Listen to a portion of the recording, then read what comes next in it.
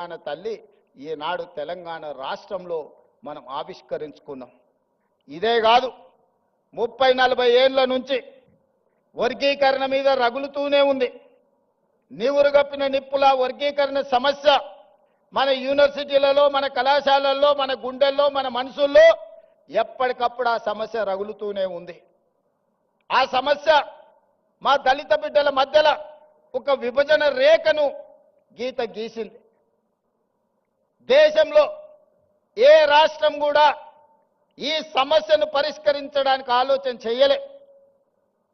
రెండు వర్గాలుగా విడిపోయిన మా దళిత బిడ్డల్ని ఒక్క దగ్గర కూర్చోబెట్టాలంటే ఈ సమస్యకు శాశ్వత పరిష్కారం ఉండాలి అని మాదిగ ఉపకులాల వర్గీకరణ సమస్యను పరిష్కరించి ఈనాడు శాశ్వతంగా సమస్యకు ఒక పరిష్కారాన్ని చూపించి మా దళిత సోదరులందరూ ఒక్క దగ్గర కూర్చునే విధంగా ఎవరు ఎంతున్నారో వాళ్ళకంత ఇవ్వాలి అన్న ఆలోచన చేసి మొట్టమొదటి రాష్ట్రం తెలంగాణ రాష్ట్రం ఇయాల వర్గీకరణ సమస్యను పరిష్కరించింది. ఇది సామాజిక సమస్యను మా ప్రభుత్వం పరిష్కరించింది. ఆనాడు తెల్ల దొరలు ఉన్నప్పుడు జనగణనలో కులగణన జరిగింది. 100 సంవత్సరాలు పూర్తి చేసుకున్న ఈ దేశంలో బలైన వర్గాల లెక్క తేల్చినోడే లేడు. చెయ్యాలన్న ఆలోచన చేసినా అది ముందుకు సాగలేదు.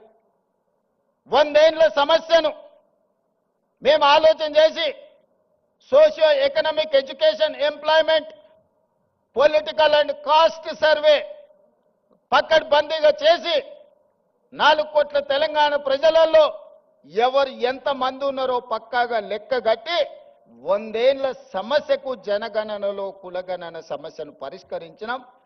మనం చేయడం వల్ల కేంద్ర ప్రభుత్వం మీద ఇవాళ ఒత్తిడి వచ్చి 2026 సంవత్సరంలో జనగణనలో కులగణనను చేర్చాల్సిన పరిస్థితి ఈ దేశ ప్రధానమంత్రికి కల్పించి ఒక సామాజిక సమస్యకు శాశ్వత పరిష్కారాన్ని చూపించినాం.